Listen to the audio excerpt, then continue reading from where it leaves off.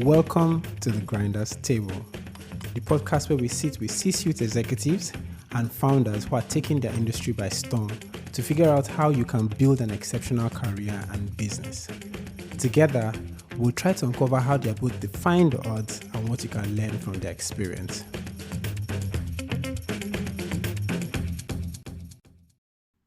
Hello, everyone. Welcome to another episode of the Grinders Table podcast. And today, as we always do, we have an amazing guest. In my usual fashion, I'm going to allow Amber introduce herself. So, Amber, who are you? Hi, everybody. Yeah, thanks so much for having me on again, Yum. I think it's really cool to be here. So my name is Amber Penney, and I'm the co-founder of Faro Africa, which is a fashion retail business in South Africa that we've basically just been running for the last, it's been just over a year now.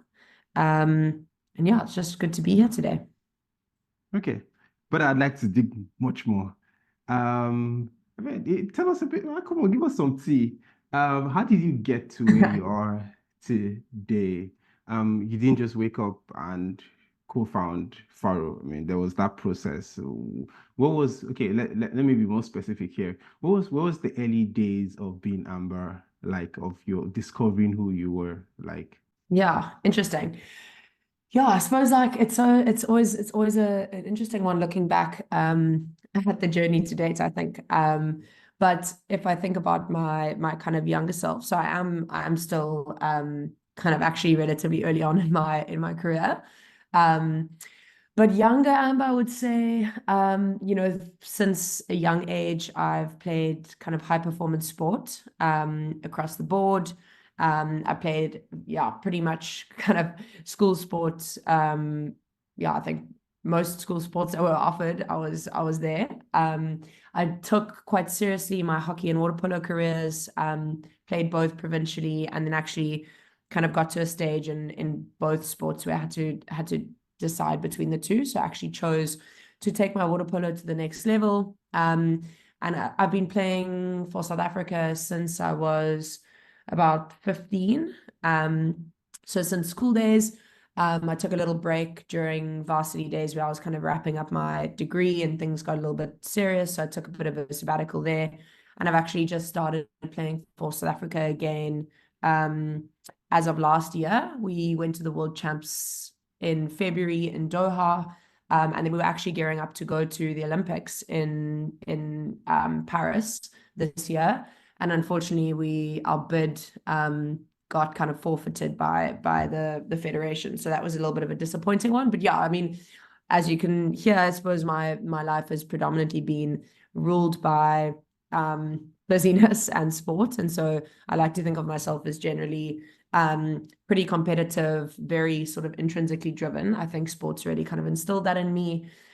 And yeah, I think, at a younger age, being sort of quite high performance orientated, I think you can actually get quite wrapped in attaching quite a lot of your worth to success and high performance, which I actually think is quite a lot of the driving factor behind me looking to kind of build my own business and sort of take it to the next level.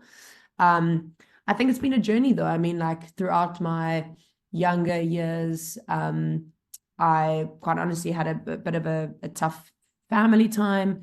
I think, just the hardship in general really kind of makes you put things into perspective and yeah, really kind of check in on who you are. And I think through that hardship, I've definitely become a little bit softer than I think I was in my younger years.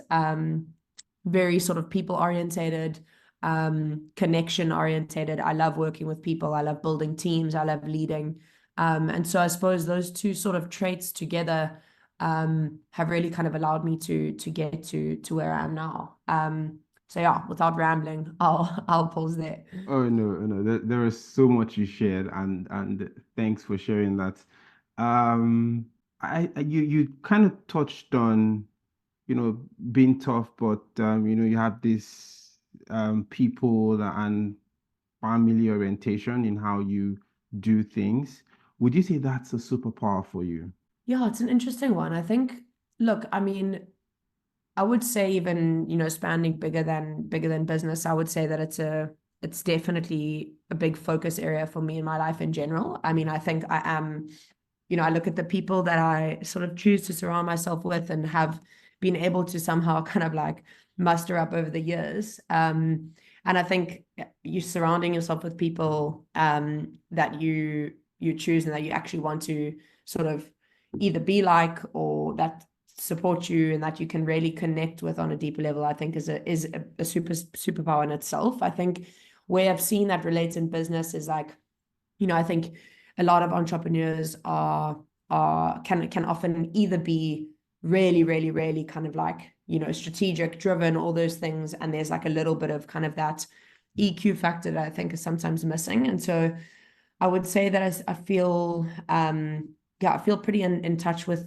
that in the sense of like what people need. I'd actually studied organizational psychology as well. So sort of understanding how to bring the best out of people in the workplace, make people sort of feel seen and heard and hopefully lead by example. I think generally the level of EQ that I like to lead with and the sort of connection and compassion is definitely a way in which we pride ourselves in the sense of building our culture and the way that we like to run our teams.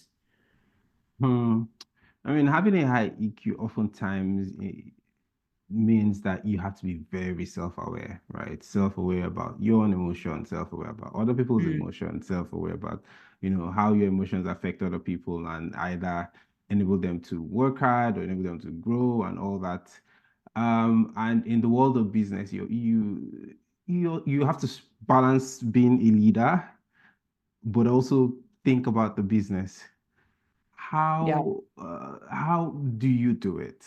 Because this is something that a lot of founders struggle with, especially those that are, result driven, high performance.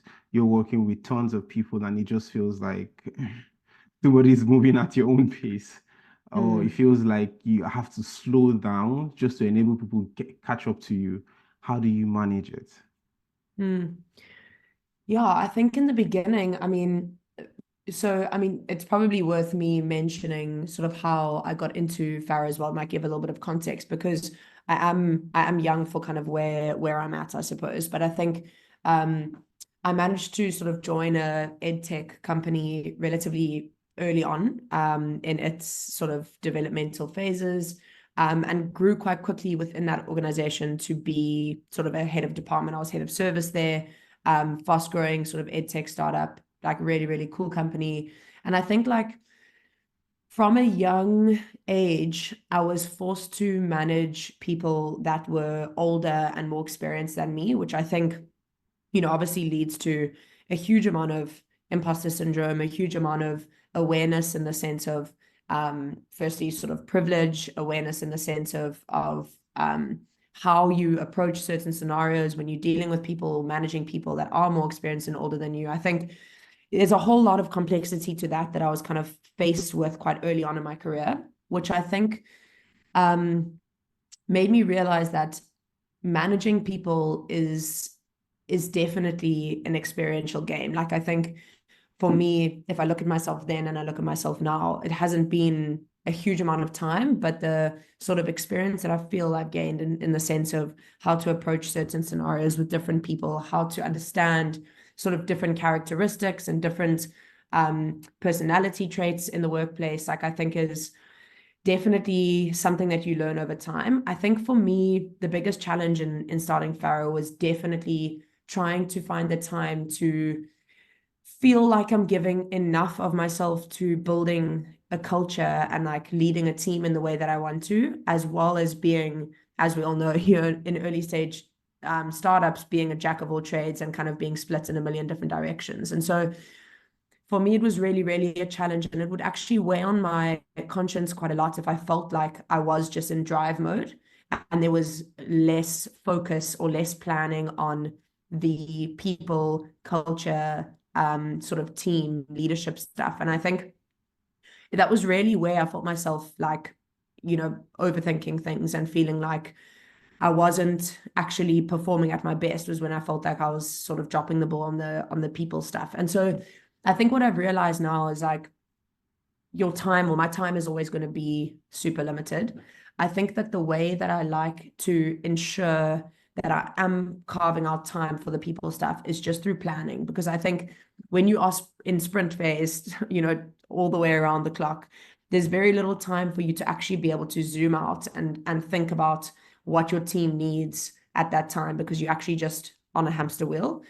So I think, like, for me, actually carving out time in my calendar in the week to think about those things, or to have meetings around how do we build a better culture? How do we have, when do we have team drinks? What is our monthly rhythms around that? Like, really, actually, the planning element of that with foresight, I find helps a lot, because if you leave it to presuming that you're going to rely on your EQ to pop up and say, hey, so and so needs this from you, when you are at 100% capacity, it's very tricky to actually do that. So I think the carving out of time, it sounds so simple, but I think the planning has really, really helped me balance those two things. Otherwise, I do find myself just going full drive mode. Thank you for sharing that perspective. But you mentioned, working in an ed tech, having to manage people that had more experience and, more knowledgeable than you are. And I guess that everybody at different phases of their life go through that phase where they tend to manage people that um aren't, I mean, older than them, more experienced and the likes. Um, and because of that, a lot of people tend to have imposter syndrome. You get into a room, they begin to question their own competence, or begin to question why are they there in the first place. Have you had to deal with that? And how did you walk past those fears? Yeah.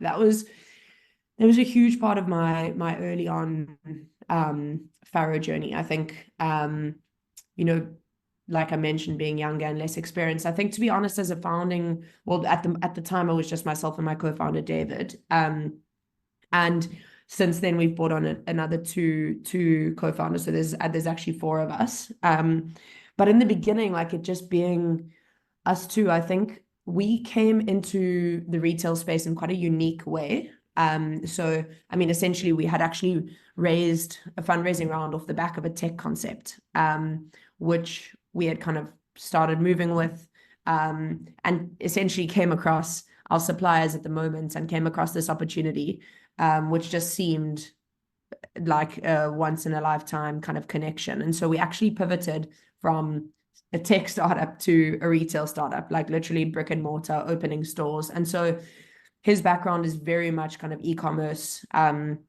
based, and mine was very much tech as well. So none of us really had retail experience to begin with. So we actually started this business and kind of off the bat had to literally figure out, how do you go from having an idea and a brand CI to actually, running stores, operationalizing an actual store?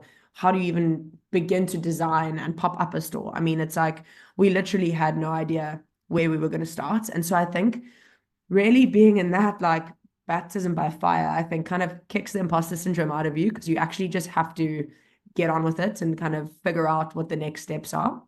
I think what it also taught me, though, was just because you are, in a position where you're starting a retail business, you're actually also just in a position where you can absorb information from so many people. I mean, we were able to connect with the most amazing sort of, retail gurus and sort of people that have been in the retail space for so long, that have just been able to download a bunch of information to us. And I think, like, for me, the main thing really is going into conversations, even, with managing people that are more experienced than you or older than you, and really just trying to absorb as much as you can from those people. And I think that's quite an interesting shift where, early on in my career, you kind of imagine that being a manager, you need to know more than the people that you're managing. And I think that creates so much imposter syndrome, because in your mind, a lot of the time, that that's not the case. And that there's certain areas in which people are stronger and weaker, and you kind of complement one another. And I think the more that you can embrace that and be sort of vulnerable about the sense that you don't actually know more than the other person in the room, and you can absorb that information, I think just rejigs that dynamic and rejigs your own mind, in the sense of not putting the pressure on yourself to feel like you need to have the answers, but actually just asking the right questions.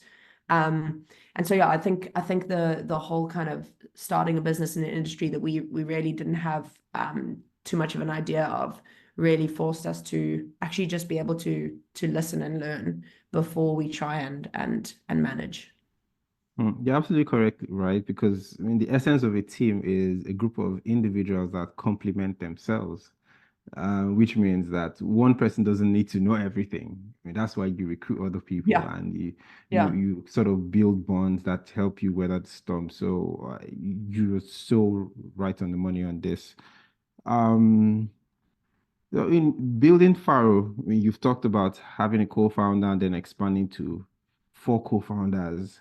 How's that been? Because I mean, in times of economic peril, in quotes, you find that co-founder relationships are often tested more often than not. And having been in the investment space for quite a while, I'd tell you for a fact that in the last 1, 2 years, we've had so many co-founder breakups in the same Mm. period. How have you been able to manage that relationship with, all four of you together, driving the vision and driving Faro? Yeah, yeah. Yeah, no, look, I mean it's definitely had its challenges. I think myself and Dave in the beginning, I think we are super different in the way that we operate, which actually works really, really well. I think we kind of complement each other in the sense of he's constantly sort of driving new ideas, new strategy, trying to understand kind of where we can break into new spaces. And I think like I'm super operational, quite level-headed, can bring an idea into fruition.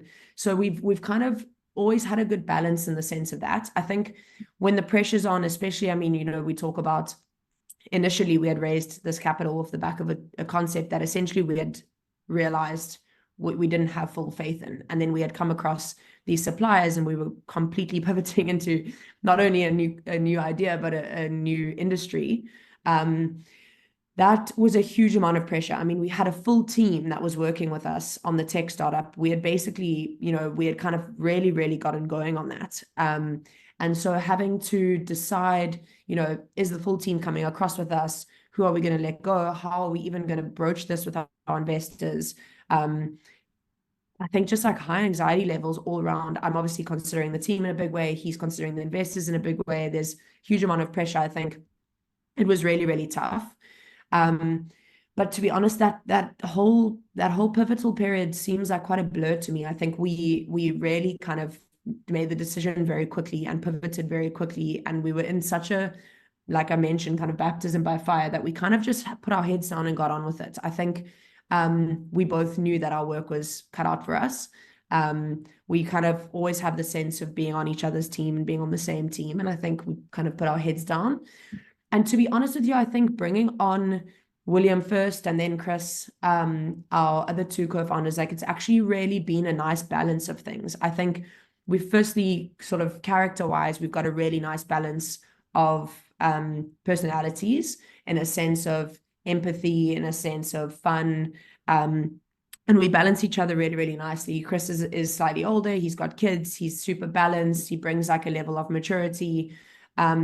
And I think like, so from a personality perspective, we get along. I think at the moment, there isn't a huge, I would say there's less clash now than what there was early on, because at the moment we are really, really sort of lean. And we've got 3 stores open now. We each managing our own departments. So we're pretty much operating in silos, and then we connect when we need to discuss around kind of high level strategy. But I think the level of autonomy that we give each other and the level of trust that we give each other definitely helps. And I think just the skill, to be honest, the biggest thing I think that helps our relationship is the skill differences. I mean, we all come with completely different skill sets. So Chris is definitely got the most kind of retail experience of all of us. He manages sort of the buying arm. Dave comes with a huge amount of marketing, e-commerce experience. He manages the marketing. Will is managing our kind of international supplier relationships, and then I'm managing sort of store operations and store rollout. And so, yeah, I think there's a massive sort of respect and understanding of where we ebb and flow as co-founders. And I think as we work together longer, I think that, you know, people come to peace with that, and we'll call on one another when we know, okay, this person definitely needs to take lead on this. This is where their strength lies, and vice versa. So I think we're lucky in the sense that we do complement each other well. And we kind of just we are in full sprint mode with our own sort of departmental teams at the moment.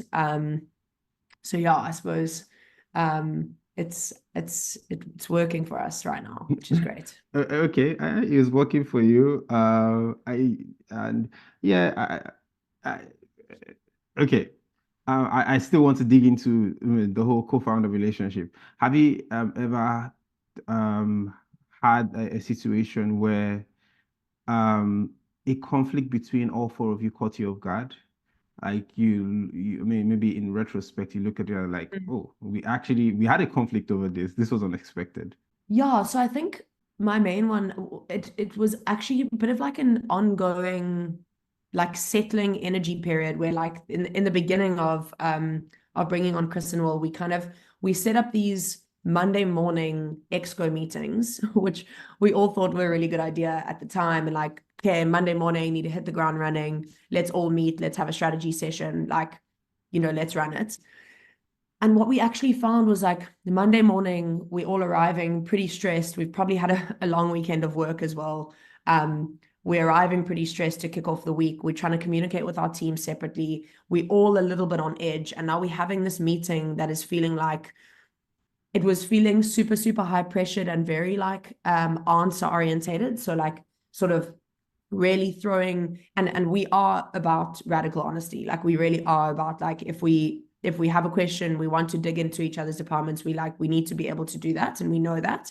But I think we were kind of catching each other a little bit on the back foot on a Monday morning, where we would really arrive, and the four of us it felt like quite a negative meeting. We sort of rubbed each other up the wrong way. And it kind of happened for a couple of weeks in a row where we would leave the meeting actually feeling relatively kind of depleted. There was like disagreement in terms of how to manage the meeting. I think it just caused a lot of conflict for the week and kind of kicked us off on the back foot in the sense of how we communicate for the rest of the week. And so that we sort of picked up on, and we kind of decided to move that meeting. We now have the meeting on a Tuesday morning. Once everything's kind of kicked off, we've got a structure going, we agreed on the structure. But I think only really in hindsight did we realize how little, how kind of small of a meeting could have such a big impact energy wise for the entire week. And so I think like for me, it's really about understanding where each other are at and when to broach certain topics. And like, you know, to call sometimes, like I'm quite a riffer. So like if I have an idea, I want to be able to call one of my co-founders and say, hey, can I talk through this with you quickly? Do you have a bit of time? But I think the thing that we've all realized is you need to pick the right time to either riff or to actually have those kind of conversations. Because I think a lot of the time, if you catch each other off guard or you catch each other in a stress moment, that is where a lot of conflict arises. And it's not necessarily always sort of logical. It's actually often quite emotional. But it's just really about choosing your time and planning those conversations wisely. So yeah, I would say that initial exco meeting really actually had quite an impact on us for quite a while in the beginning. Thanks for giving us that color. You mentioned in this conversation, being emotional or showing emotion or being vulnerable. And a lot of people struggle with this. People, working in corporates, people leading startups, they wonder how much of emotion or vulnerability can I show to whoever I'm working with, or my manager, or my direct reports. How do you navigate being vulnerable in a way that sort of helps everybody just be on the same page? Yeah. Yeah, sure. I must say I struggle with this. I think, mentally, actually daily. I think it's like a constant back and forth for me, if I'm being completely honest. It's definitely not something that I've figured out. I think, look, if I think about my teams at the moment, so as I mentioned, I'm managing store operations, which is, yeah, a lot of people, also a lot of people coming from different contexts, a lot of understanding required, different challenges, etc. I think For me, I like to breed the idea of vulnerability firstly through the way that we work together. So it's actually less about kind of the emotional side, and maybe some of the personal stuff that you're kind of going through that might be impacting your work or burnout or things like that. I think like that stuff for me often seems to follow on once you have established a sense of vulnerability with the work. And I think for me, my colleague, who I work super closely with in store operations, Camden, she's amazing. And I think we've managed to build a relationship of complete trust in the sense of being able to call each other and openly say, hey, listen, I'm really confused about this thing, or I really need to bounce this off you. What do you think about this? And for me to be able to say to her, like, how do you think about the way that I manage that? What's your feedback points? Like, what are your, how would you have done things differently? And really kind of having a very honest relationship in the sense of having each other's back, but really kind of giving radical candor and radical feedback, but being able to learn from each other. And I think what I've seen that kind of move into is a very, very supportive, vulnerable, emotional relationship as well, where she can say to me, listen, Ams, like, I'm really like struggling today. I've had a personal crisis, and I can happily say to her, take the time, take whatever you need. I'm going to hold down the fort, and vice versa. And I think breeding that vulnerability with even just, hey, listen, I'm actually having a really tough day today. I'm sorry if I'm not in the most receptive way to your feedback. Like that sort of thing, it just gears conversations to go in the right direction. And I think that follows on from having complete support, but radical candor in the work itself. And I see that with my store managers as well. I mean, I think so much of the time in retail, especially in South Africa, like a lot of these kind of companies have been around for years and years and years. You often just a number as a store manager. um, I think often not treated that well. And I think for us at Faro, we really want to do things differently in terms of building our store teams and building the store culture. And I think you can feel that when you walk into our stores. And I think for my store managers, I want them to know that there are very clear high performance expectations, but we are on the same team. And I'm not there to like poke holes in everything that they're doing. We're there to kind of build and train and grow together. And I think that the response that we have gotten from our store teams has been incredible. And I think you can feel that energy when you walk into a Faro store. So yeah, I mean, I think in a couple of different instances, I think that's sort of the way that I like to approach a vulnerability. But like I said, it is a constant battle because you're kind of having to try and manage this, you know, facade that often you think you need to manage in the sense of being a leader. Um, but once I think you realize you can let that guard down, I think it opens up, yeah, a world of connection and vulnerability for sure. Oh, wow. I love that perspective. I think that you hear a lot of advice every day. And the thing with advice is it's very, would I say, situational or contextual, right? Good advice today probably is bad advice tomorrow. Bad advice today might be good advice tomorrow, depending on where you are in your journey. Mm. For you, what is the worst piece of advice you've heard or anybody has given you that when you look back, you're like, thank God I avoided this, or you look back, I'm like, wow, I applied this advice and it was just terrible. Um, sure. Let me think about this. It's a little bit of a tough one because I suppose, yeah, I think for me, look, I think it probably speaks to the way that retail and like corporates are run, especially retail corporates, I think are run in South Africa. I mean, I can only really speak for the context that we have on South African retailers, but I think for me, though it was less a piece of advice, I would say, and more the way that I was trying to absorb store operations and the way that retailers ran. Because as I mentioned, I think we didn't have a lot of retail experience. And so now trying to figure out how I'm going to run these stores and how we want to breed and the culture that we want to breed in, but still have high performance metrics and be able to manage people from all sorts of different contexts.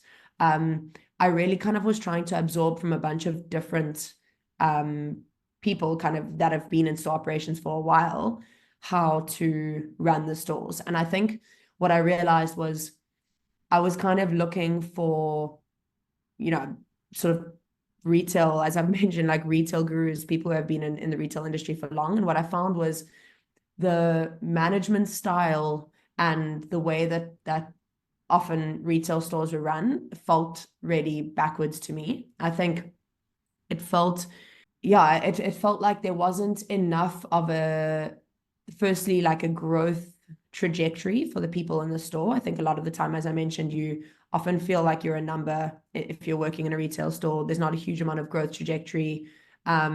You aren't sort of communicating with the head office team at all. You don't feel like you really have a say in where the company is going. And I think, yeah, less than a piece of advice and more than a way of management. I think I kind of saw that quite early on and realized quite early on that that's absolutely not the way that we want to run our stores. And I think the way that we've managed to make our store teams feel seen and heard and like they have a growth trajectory and that they have a say in the way that the company runs has really, as I mentioned, had a tangible difference in the store experience, actually, I think, and the way that people enjoy their work. So yeah, I mean, like I mentioned, Camden and myself, who are running the store operations department, I mean, we have a direct relationship with every single staff member in every single store. We connect with them, we understand their feedback, what they think we could be doing, where they think we should be going, where they want to go within their career. And I think I look back and I'm just grateful that I could have this perspective of how we wanted to manage our people in Faro stores versus a lot of the way that other retailers are managing their staff. And I think that for me has probably had one of the most tangible differences or kind of given us some of the most competitive advantage, I think, in the way that we've, since launch, in the way that customers have received Faro because of the way that you feel when you walk into the store. You can feel the energy. And yeah, I think that was a massive bullet that was dodged, because I could have just taken on the way that other stores are running and kind of replicated that. But it does feel like we've done something quite different with our team culture, which feels cool. Absolutely, and difference is it's a superpower. Again, like I said, what is applicable to everybody doesn't necessarily have to work for you. It's about the execution and how you execute your own vision. Um, you've all been listening to Amber Penney, co-founder of Faro, a sustainable fashion brand. You all should go check them out on the internet. But before I let you go, I'd like you to answer this question real quick. Now, for everybody that is on this podcast, I ask them this one question. Between power, money, pain, and pleasure, which is most important to you and which is least important to you, and why? Power, money, fame, and pleasure. Sure. I would say, honestly speaking, I would say that I am quite financially driven, if I'm being completely honest. I think I would say that probably money and pleasure for me are massive drivers. I think if you had asked me this before I had started Faro, I probably would have said more financially driven. I think now, being interestingly, having actually landed in a place, I suppose, in the retail industry that I never expected to be in, I think I've realized what it looks like to love what you do, which has been super, super powerful for me in the sense of adding motivation. I think before it was quite a lot of sort of financial drive and sort of that competitive success drive that was my contributing to my intrinsic motivation the most. I think now definitely pleasure in the sense of motivation, but also pleasure in the sense of balance. I think balance in relationships, balance in family, balance in friends, balance in work is something that I constantly try and strive to achieve. So I would say pleasure and money in that sense. I think the least important to me, what was it, Fame. power and fame. Yeah, I would say for me, I think power is least important. I think power for me, yeah, it doesn't kind of get me going or get me excited. I think Fame is an interesting one because I think from a young age I have been sort of quite groomed to enjoy recognition in a sense. Like I think, as an athlete, I think you are very sort of recognition orientated and goal orientated in that sense. So I would say fame in the sense maybe what it means to me is recognition in that sense of success that I've kind of known my whole life. I would say sits definitely third. And then I think power probably still last. It's not a big one for me. Thank you, Amber. I really, really enjoyed this conversation, and I'm sure the listeners would actually learn and really enjoy this our conversation. Thank you for coming on the podcast. Thank you so much for having me. It's been great. That's all on today's episode of The Grinders Table, and thank you for listening. If you enjoyed this episode and you'd like to support the podcast, please share it with others, post about it on social media, or leave a rating and review. To catch all the latest from me, you can follow me on Instagram and Twitter at MonsieurOM. That's at Monsieur for Miss Time French OM. Thanks again, and I'll see you next time.